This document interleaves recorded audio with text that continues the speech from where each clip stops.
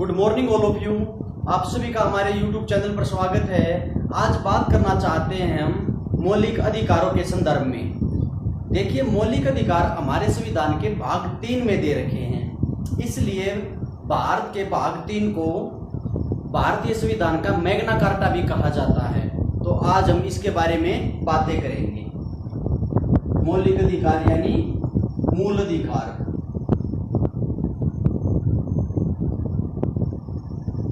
देखो, जो मूल अधिकार हैं उनका उल्लेख भारतीय संविधान के भाग 3 में दे रखा है। अगर हम आर्टिकल्स की बात करें तो अनुच्छेद 12 से लेकर 35 तक इनका वर्णन है। आज हम इन्हीं के बारे में विस्तार से बातें करेंगे। देखिए, मूल अधिकारों को हमारे संविधान में कहाँ से जोड़ा गया है? तो मूल अधिकारों को हमारे संविधान में अमेरिका के संविधान से जोड़ा गया है। कहाँ से जोड़ा गया है? अमेरिका के संविधान से जोड़ा गया है। सबसे पहले अगर मूल अधिकारों का किसी ने व्याख्या की थी तो वो थे ब्रिटेन के जो उस समय पे जो राजा होते थे, जो थे जॉर्ज द्वितीय। देखिए, सबसे पहले शुरुआत हमारे अधिकारों की होती है तो वो होती है मैग्ना कार्टा से। 1215 में क्या हुआ था, जब इंग्लैंड में जॉर्ज द्वितीय शासन करते थे। मैंने ये एक बार ये कहानी थोड़ी सी पहले भी बताई थी, आज फिर उसकी चर्चा कर देते हैं। 1215 में जब जॉर्ज द्वितीय वहां पर राज करते थे ब्रिटेन में, तो वो एक तानाशाह प्रवृत्ति पर उतर आए थे। वो क्या करते थे? वो जनता पर बहुत ज़्यादा जुल्म डालते थे। जिसको मन किया उसको जेल में डाल दिया, जिसको जी करा उसको फांसी पर चढ़ा दिया, और मन चाहा टैक्स जनता पर वसूलते थे। इससे जनता बहुत परेशान थी इनसे, तो जनता ने फिर इनके खिलाफ विद्रोह कर दिया और स्थिति वो काफ़ी भयंकर हो गई थी। तो फिर बाद में क्या होता है, बाद में जो जनता के जो प्रतिनिधि थे और जो जॉर्ज द्वितीय के जो सरदार थे, उनके बीच आपस में बातचीत होती है, या राजा जॉर्ज द्वितीय के और जनता के बीच आपस में जब संवाद होता है तो राजा कहते हैं कि आप ये जो विद्रोह कर रहे हो आप ये मत करो, हम आगे से ऐसा नहीं करेंगे। तो फिर जनता कहती है कि आप क्या गारंटी देते हो कि आप आगे से ऐसा नहीं करोगे? तो फिर ये कहते हैं कि हम यानी मैं आपको कुछ अधिकार दूंगा कि मैं आपको बिना किसी कारणवश परेशान नहीं करूंगा, ठीक है? तो उन अधिकारों को ही जो इस राजा ने जनता को दिए थे उनको ही मैग्ना कार्टा कहा जाता है, ठीक है? तो भारतीय संविधान का मैग्ना कार्टा भाग 3 को कहा जाता है, जिसमें फंडामेंटल राइट्स हैं। इसकी शुरुआत हुई थी 1215 में। हमने कहाँ से लिए हैं? अमेरिका में। देखिए, अमेरिका के मूल संविधान में फंडामेंटल जो राइट्स थे उनकी व्याख्या नहीं की गई थी, लेकिन 10वां संविधान संशोधन करके अमेरिका ने 1791 में मूल अधिकारों को जोड़ा, और अमेरिका और फ्रांस में जो प्राकृतिक अधिकार हैं उनको ही मूल अधिकारों का दर्जा दिया गया है, ठीक है? आप इस बात का ध्यान रखना। हमारे जो फंडामेंटल राइट्स हैं, देखो मूल अधिकार होते क्या हैं? तो मूल अधिकार व्यक्ति के सर्वांगीण विकास के लिए राज्य के द्वारा प्रदान किए जाते हैं, ठीक है? और ये मूल अधिकार देश के या उस राज्य के संविधान से बंधे हुए होते हैं, और इनका हनन होने के बाद संविधान के द्वारा इनकी रक्षा की जाती है। तो ये दिए जाते हैं राज्य के द्वारा या देश के द्वारा। और जो एक होते हैं मानवाधिकार, ये मौलिक अधिकार एक होते हैं मानवाधिकार। मानवाधिकार क्या होते हैं? Human rights.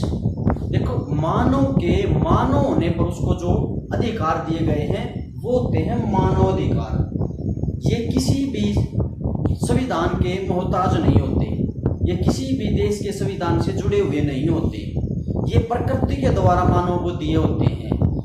इसमें आप देख सकते हो बोलने का अधिकार, हंसने का अधिकार, खाने का अधिकार, पीने का अधिकार, ठीक है। तो इस प्रकार के जो अधिकार हैं वो हमारे ह्यूमन राइट्स हैं, फंडामेंटल राइट्स नहीं है, हमारे ह्यूमन राइट्स हैं, ठीक है। तो आप इस बात को ध्यान रखना, ये दोनों अलग अलग होते हैं। इसके बाद अगर हम बात करना चाहें हमारे आर्टिकल्स में क्या प्रावधान है हमारे फंडामेंटल राइट्स को लेकर, उसके बारे में हम बात कर लेते हैं।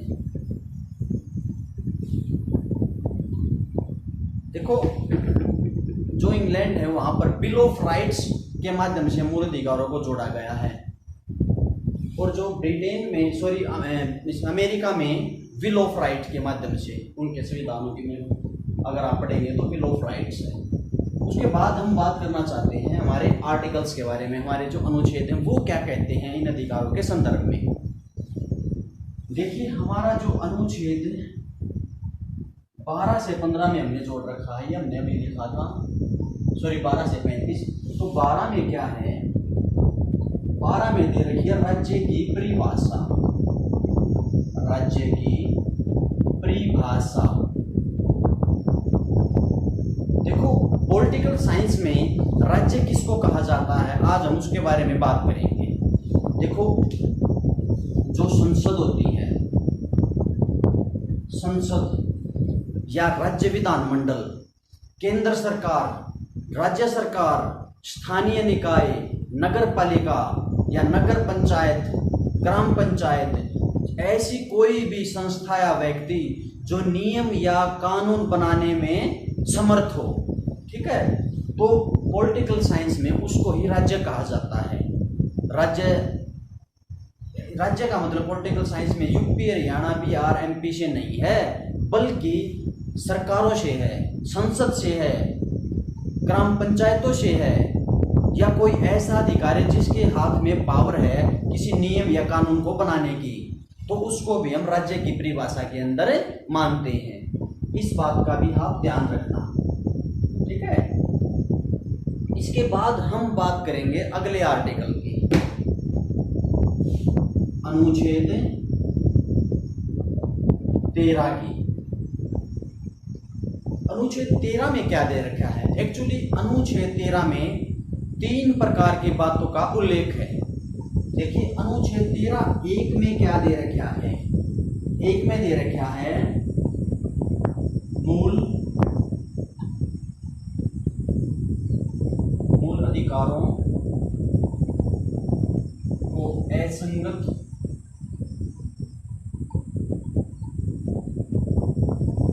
तथा उनके अल्पीकरण की विधि, उनके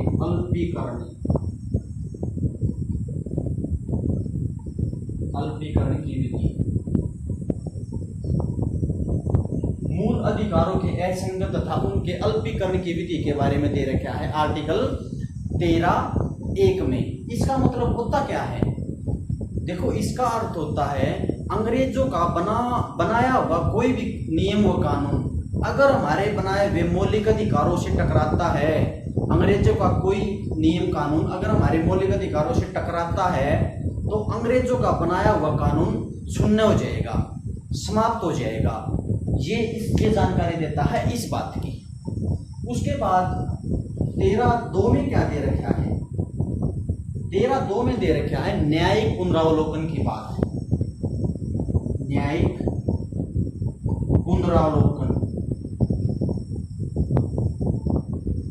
ये क्या होती है, देखो ये अधिकार हमारी न्यायपालिका या हमारे न्यायालयों को दे रखा है।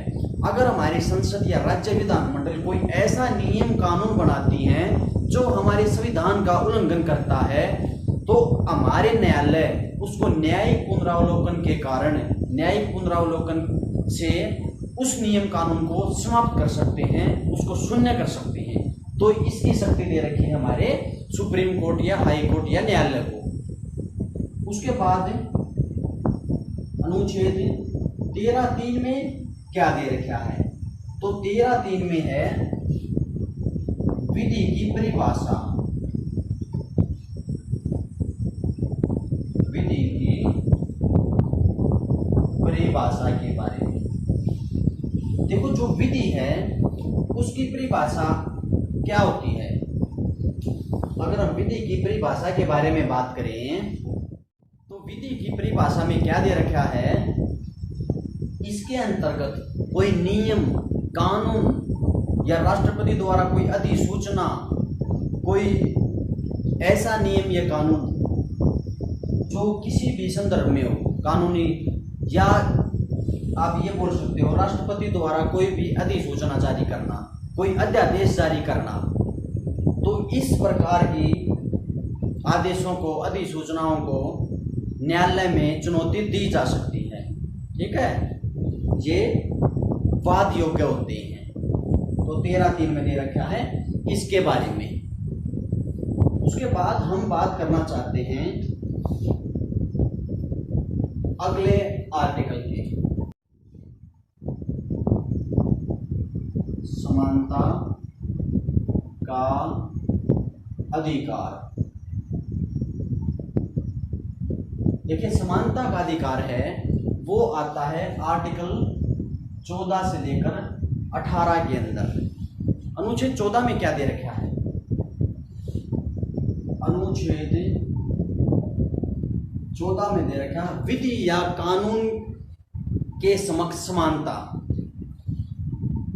विधि या कानून के समक्ष समानता। देखो इसे कानून की देवी भी कहा जाता है, यानी विधि या कानून के समक्ष हमारे देश के सभी नागरिक एक समान होंगे। हमारे देश का कानून किसी भी व्यक्ति के साथ कोई भी भेदभाव नहीं करेगा। इसकी जानकारी देता है हमारा आर्टिकल 14। आप इस बात को ध्यान रखना। इसके बाद हम बात करना चाहते हैं आर्टिकल 15 की। अनुच्छेद 15 में क्या है? तो अनुच्छेद 15 बताता है धर्म, वंश, लिंग, जाति और जन्म स्थान के आधार पर किसी के साथ कोई भी भेदभाव नहीं होगा। यह बताता है हमारा आर्टिकल 15। कोई भी व्यक्ति किसी भी धर्म का है या वो किसी भी वंश का है, चाहे वो मेल है फीमेल है, या वो किसी भी जाति में उसका जन्म हुआ है, या किसी भी क्षेत्र में या कहीं भी उसका जन्म हुआ, तो हमारा कानून उसके साथ कोई भी किसी भी प्रकार का भेदभाव नहीं करेगा। ये बताता है हमारा आर्टिकल 15। ठीक है, चाहे वो ब्राह्मण हो, चाहे वो क्षत्रिय हो, चाहे वैश्य हो या शूद्र हो, हमारा जो संविधान है वो सबको एक साथ मानेगा, किसी के साथ कोई भी भेदभाव नहीं करेगा। ठीक है, equality of fundamental of equality के तहत। इसके बाद हम बात करना चाहेंगे अनुच्छेद 16 की। तो अनुच्छेद 16 में क्या दे रखा है? देखो अनुच्छेद 16 में है लोक नियोजन के विषयों में अवसर की समानता। लोक नियोजन के विषयों में अवसर की समानता।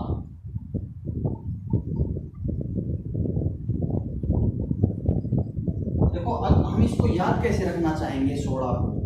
मान लो किसी बच्चे की उम्र 16 साल हो जाती है तो वो एयरफोर्स या एनडीए वगैरह, एयरफोर्स, एनडीए, नेवी वगैरह में के फॉर्म भर सकता है, उनके लिए अप्लाई हो सकते हैं, उनके लिए एलिजिबल हो सकता है। तो आप इसको इस ट्रिक से याद रखना। तो इसमें क्या दे रखा है? लोक नियोजन के विषय में अवसर की समानता है कि जो हमारा संविधान है वो सभी को बराबर अवसर देगा।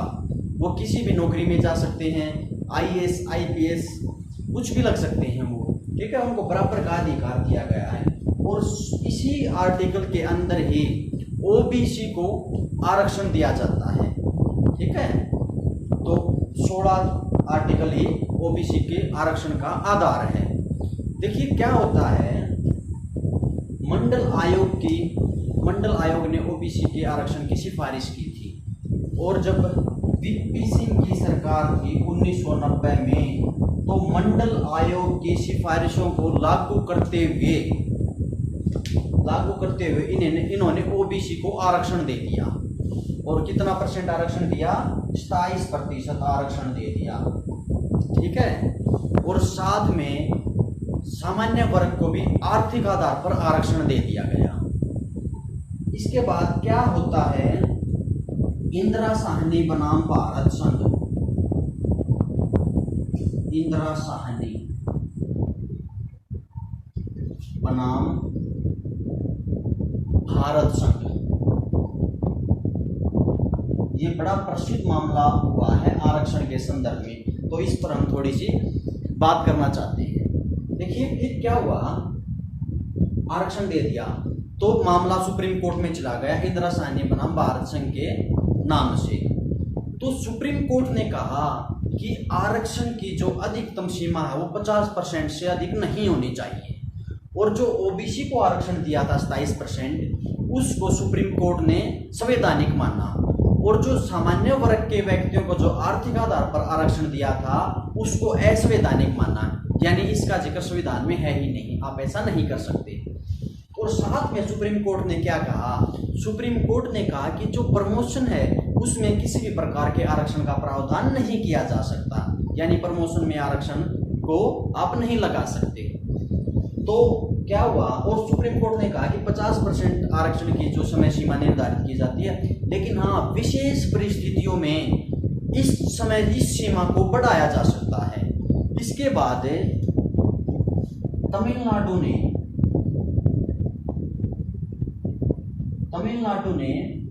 69% आरक्षण की अधिकतम सीमा को कर दिया, लेकिन फिर मामला सुप्रीम कोर्ट में गया तो सुप्रीम कोर्ट ने वही पक्ष रखते हुए, वही बात कहते हुए कहा कि विशेष परिस्थितियों में आरक्षण की जो सीमा है उसको बढ़ाया जा सकता है।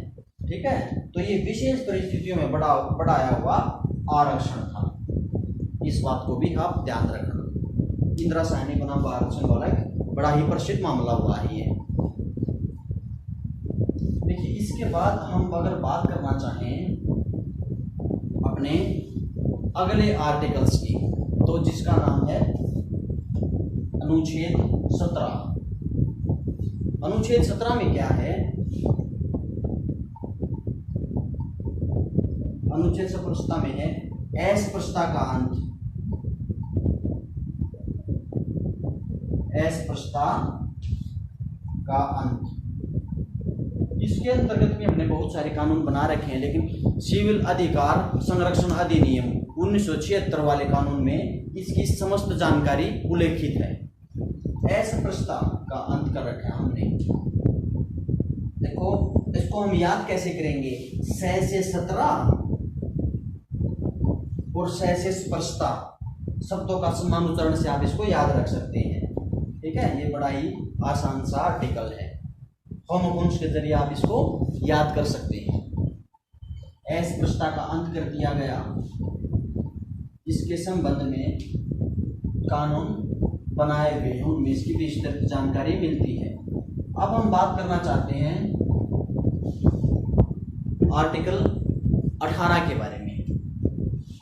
देखो जो अनुच्छेद 18 है में वो क्या जानकारी देता है, उसमें है उपाधियों का अंत, उपाधियों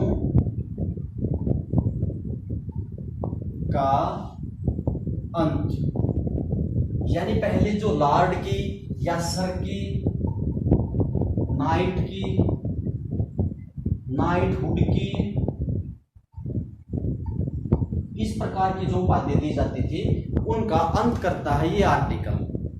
ठीक है, अगर हम इसके बारे में एक मामला और या एक कहानी और याद कर लेते हैं। देखिए क्या होता है, 1954 में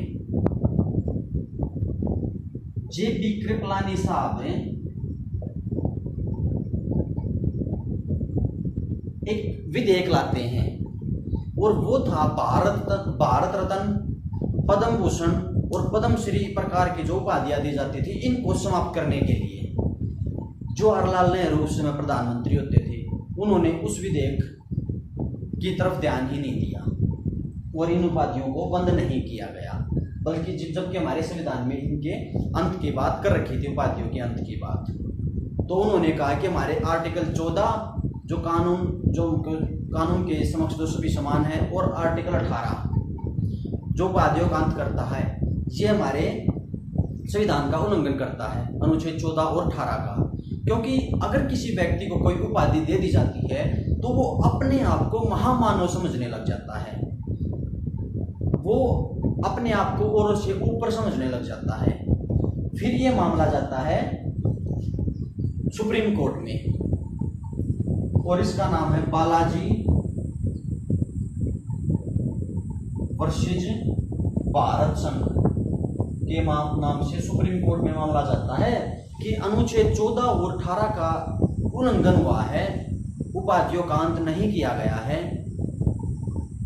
इससे पहले क्या हुआ, जब एक प्रस्ताव लेके आए तो उस समय तो पास हुआ नहीं। उसके बाद जब 1977 में जब जनता पार्टी की सरकार बनी और मोरारजी देसाई हमारे प्रधानमंत्री बने, तो उन्होंने इन उपाधियों पर, भारत रत्न पर, भारत भूषण पर या जो पद्मश्री वगैरह उपाधि दी जाती थी, इनको प्रतिबंध कर दिया। लेकिन 1980 में जैसे ही श्रीमती इंदिरा गांधी जी की सरकार बनी, उसने इनको दोबारा से शुरू कर दिया और 1980 में मदर टेरेसा को दे दिया गया।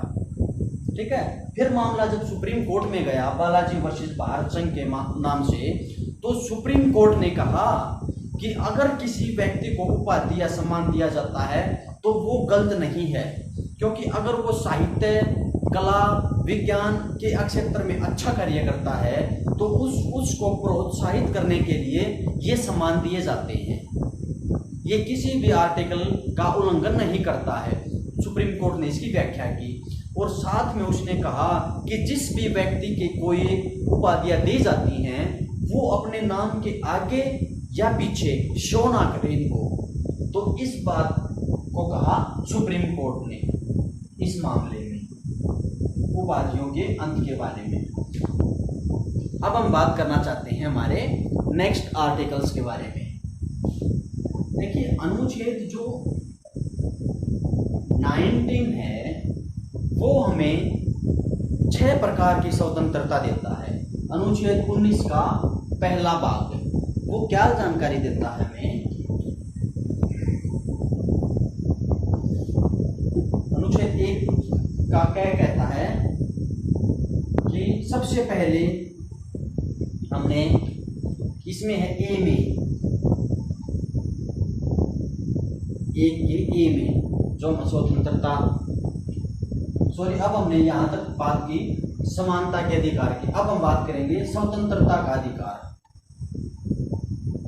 स्वतंत्रता का अधिकार, क्योंकि वो तो 14 से लेकर 18 तक था ना। अब हम बात करेंगे स्वतंत्रता के अधिकार की और इसकी जानकारी है 19 से लेकर 22 तक। इसके अंतर्गत पहला जो आर्टिकल है वो है 19(1) का ए भाग। इसमें होता है अभिव्यक्ति की स्वतंत्रता, अभिव्यक्ति की स्वतंत्रता या भाषण देने की स्वतंत्रता, आरटीआई की स्वतंत्रता भी बोल सकते हैं आप, झंडा फहराने की भी स्वतंत्रता है। ठीक है, तो इसके अंदर अभिव्यक्ति की स्वतंत्रता के अंतर्गत ये चीजें आती हैं। देखो क्या हुआ था, एक बार हम एक प्रसिद्ध बात की बात और कर लेते हैं। नवीन चावला हैं, ये कांग्रेस के सांसद रह चुके हैं। इन्होंने अपनी कंपनी के ऊपर तिरंगा लहराया या तिरंगा लगा दिया, तो उस पर किसी ने केस कर दिया, मामला सुप्रीम कोर्ट में गया। नवीन जिंदल वर्सेस भारत संघ के नाम से 2002 में सुप्रीम कोर्ट ने कहा कि कोई भी व्यक्ति अगर अपने मकान पर, अपनी कंपनी पर, अपनी फैक्ट्री पर कहीं भी अगर तिरंगा फहराता है तो वो भी उसकी अभिव्यक्ति की स्वतंत्रता के अंतर्गत आता है। तो कोई भी व्यक्ति तिरंगा फहरा सकता है, ठीक है। और आरटीआई को भी कहीं ना कहीं अभिव्यक्ति की स्वतंत्रता के अंतर्गत ही रखा है, क्योंकि अगर किसी के पास कोई जानकारी होगी ही नहीं तो वो क्या बोलेगा, ठीक है। तो आरटीआई या झंडा ये सभी अभिव्यक्ति की स्वतंत्रता के अंतर्गत आते हैं। कोई भी भाषण दे सकता है, अपने विचार प्रकट कर सकता है इस आर्टिकल के तहत। 19A के बाद है 19B। इसमें लिखा गया है कोई भी व्यक्ति बिना अस्त्र शस्त्रों के कहीं भी घूम सकता है। इसमें क्या लिखा है, बिना अस्त्र शस्त्रों के कहीं भी घूम सकता है, यानी उसके पास हथियार नहीं होने चाहिए, वो कहीं भी घूम ले। और इसको हम याद कैसे करेंगे, देखो ए से अभिव्यक्ति यानी अभिव्यक्ति की स्वतंत्रता, होमोफोन्स यानी शब्दों के समान उच्चारण एवं जो शब्दों के जो सेम वर्ड है उनके ऊपर आप जाइए। और बी को याद कैसे करेंगे, बी और बी से बिना अस्त्र शस्त्र के यानी होमोफोन्स के जरिए बिना अस्त्र शस्त्र के कहीं भी घूम सकता है। आर्टिकल 19C क्या कहता है, संघ बनाने की स्वतंत्रता है, संघ बनाने की स्वतंत्रता है।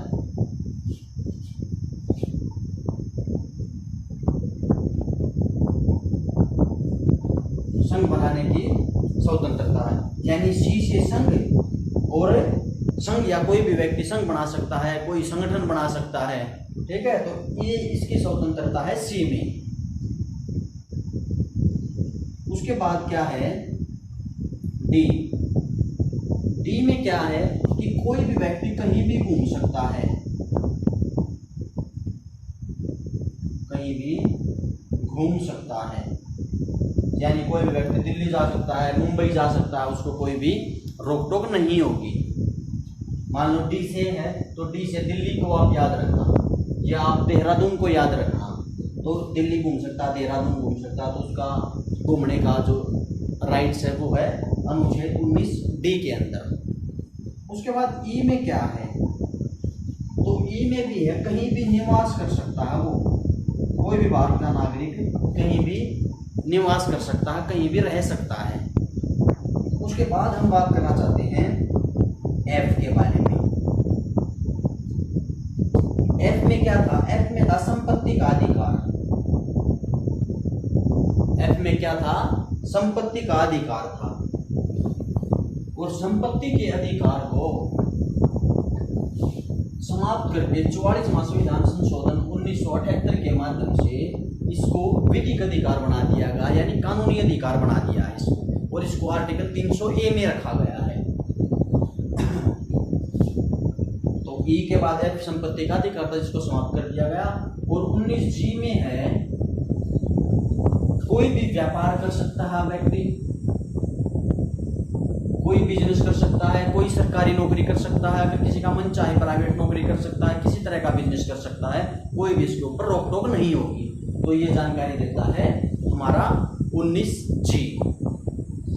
देखिए हमारे जो पंडित जवाहरलाल नेहरू थे पहले प्रधानमंत्री,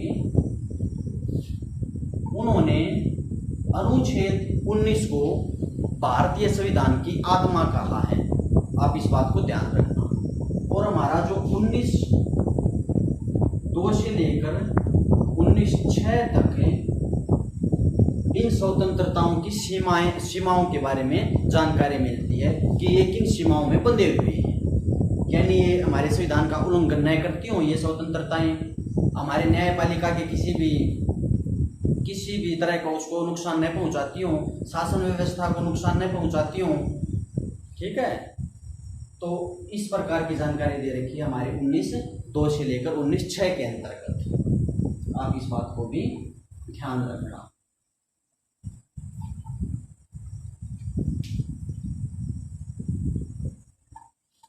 हमने देखो कोड के माध्यम से हम याद कर रहे थे जो समस्त, तो ये हमने समानता का अधिकार पढ़ा, और तैसे हमने पढ़ा स्वतंत्रता का अधिकार। समस्त शोध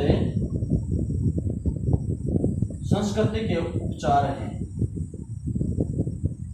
संस्कृति के उपचार हैं, इस कोड से भी आप अलग से याद रख सकते हैं, या प्रकृति वाले से भी याद रख सकते हैं। सम से समानता का अधिकार, सत से स्वतंत्रता का अधिकार, स से शोषण के विरुद्ध अधिकार, तय से धार्मिक स्वतंत्रता का अधिकार, और संस्कृति एवं शिक्षा का अधिकार, और उपचार से संवैधानिक उपचारों का अधिकार। आप इस कोड से इनको याद रख सकते हैं। पहले 7 मौलिक अधिकार होते हैं, लेकिन एक संपत्ति के अधिकार को हटाकर उसको अब विधिक अधिकार बना दिया गया। 1 2 3 4 5 और 6 है। ठीक है, आप इस बात को ध्यान रखना। उसके बाद हम बात करना चाहते हैं आर्टिकल 20 के बारे में। अनुच्छेद 20 क्या बताता हमें? देखो, जो आर्टिकल 20 है वो कहता है अपराध के लिए दोष सिद्धि का अधिकार। अपराध के लिए दोष सिद्धि का संरक्षण।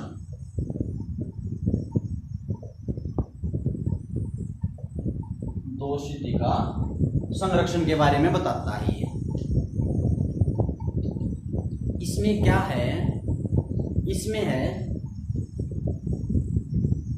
हम आर्टिकल आज 20 को कंप्लीट कर लेते हैं। हम अगली क्लास में फिर आगे के आर्टिकल्स के बारे में बात करेंगे, क्योंकि अगर ज़्यादा लंबी क्लास हो जाएगी हमारी। तो इसमें अपराध के लिए दोष सिद्धि का संरक्षण, यानी अगर किसी व्यक्ति को किसी ने कोई जुर्म किया है तो उसके कौन कौन से अधिकार होंगे। देखो, पहली बात तो ये, अपराधी किसे माना जाता है? किसी ने प्रचलित नियम या कानून का उल्लंघन किया है तो उसको अपराधी माना जाता है। तो इसमें 3 प्रकार की बातें दे रखी हैं। नंबर 1, किसी भी व्यक्ति को अगर किसी ने अपराध कर दिया तो उसको एक अपराध के लिए एक सजा दी जाएगी। किसी भी व्यक्ति को एक अपराध के लिए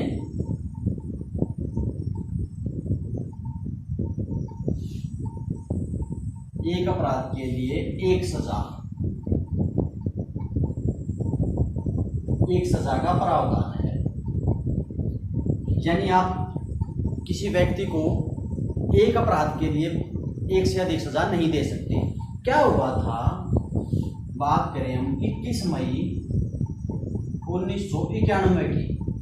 देखो, सभी मुद्दों पर तो हम बात नहीं करेंगे, लेकिन फिर भी कुछ मुद्दों पर हम बात करेंगे जो ज़्यादा पॉपुलर हैं। 21 मई 1991 को आपको पता होगा, हमारे पूर्व प्रधानमंत्री श्री राजीव गांधी की लिट्टे के आतंकवादियों ने हत्या कर दी थी। राजीव गांधी की हत्या कर दी थी। तो ट्रायल कोर्ट में उनके दोषियों को फांसी की सजा सुनाई। फिर उन दोषियों ने क्या किया, 1998 में मद्रास हाईकोर्ट में याचिका डाल दी। मद्रास हाईकोर्ट में जब उन्होंने याचिका डाली तो मद्रास हाईकोर्ट ने भी उनकी फांसी की सजा को बरकरार रखा। फिर उन्होंने सुप्रीम कोर्ट में याचिका डाली और सुप्रीम कोर्ट ने 2004 में फैसला सुनाते हुए उनकी फांसी की सजा को कायम रखा। फिर वो क्या करते हैं, फिर वो राष्ट्रपति जी के पास जाते हैं। आप सभी को पता होगा कि अनुच्छेद 72 के द्वारा हमारे राष्ट्रपति जी को समाधान का अधिकार है। वो किसी भी सजा को कम कर सकते हैं, माफ कर सकते हैं, ये उनके पास स्पेशल अधिकार है। तो वो राष्ट्रपति जी के पास जाते हैं और सजा को माफ कराना या कम कराना चाहते हैं। 2004 में जब सुप्रीम कोर्ट ने फैसला सुनाया तो राष्ट्रपति के पास गए और राष्ट्रपति ने 2011 में उस फैसले को देखा और राष्ट्रपति ने भी इनकी जो सजा थी उसको कायम रखा, उसको कम नहीं किया। तो फिर इन्होंने क्या किया, राष्ट्रपति के इस निर्णय के विरुद्ध मद्रास हाई कोर्ट में फिर से नए सिरे से याचिका डाली। और इनके वकीलों ने क्या तथ्य पेश किए, इनके वकीलों ने कहा कि हमारे संविधान में साफ साफ लिखा है 20(1) में कि किसी भी व्यक्ति को एक अपराध के लिए एक सजा दी जा सकती है। तो आपने तो इनको 2 सजा दे दी, बल्कि 3 सजा दे दी। वो कैसे? देखिए, 1991 में इन्होंने अपराध किया था और 2011 में आपने इनको फांसी दी है, यानी अंतिम फैसला राष्ट्रपति का 2011 में हुआ था। तो 20 साल तो इनको वैसे ही सजा या जेल हो चुकी है, एक सजा तो ये वैसे ही भोग चुके हैं या काट चुके हैं, अब फिर इनको फांसी की सजा मिली है। और तीसरा, इनको आप मानसिक कहीं ना कहीं तनाव हुआ है, तो आप एक अपराध के लिए 3 सजा नहीं दे सकते। तो फिर मद्रास हाई कोर्ट ने इनकी फांसी पर रोक लगा दी। ठीक है, आप इस बात को भी ध्यान रखना। उसके बाद 20(2) है, वो क्या कहता है? 20(2) कहता है, 20(2) में जानकारी मिलती है कि अगर किसी व्यक्ति ने अपराध किया है तो उसी समय के अनुसार जो नियम कानून है उसके तहत ही उसको सजा मिलेगी। यानी जो प्रचलित नियम कानून के तहत ही सजा मिलेगी, के तहत सजा का प्रावधान है। यानी मान लो किसी ने कोई अपराध किया है 1980 में और उस समय उस अपराध की सजा थी 10 साल जेल काटनी पड़ेगी। और क्या हुआ, उसने बाद में याचिका लगाते लगाते वो आ गया 2000 तक, और 2000 में वो 10 साल का जो प्रावधान था वो 20 साल में बदल चुका है। तो आप उसको 20 साल की सजा नहीं दे सकते, या हमारा न्यायालय उसको 2000 के समय के अनुसार जो नियम कानून है उसके तहत सजा नहीं दे सकते। 1980 में उस अपराध के लिए जो सजा बनती थी उसके तहत ही उसको सजा दी जा सकती है, यानी दी जाती है। तो उस समय जो प्रचलित कानून है उसी के अनुसार अपराधी को या दोषी को सजा दी जाती है। तीसरी बात 20(3) में क्या लिखी है कि किसी भी व्यक्ति को स्वयं के खिलाफ गवाही देने के लिए बाध्य नहीं किया जा सकता। स्वयं के विरुद्ध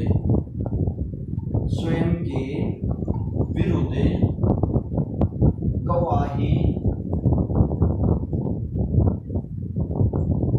देने के बाध्य नहीं किया जा सकता।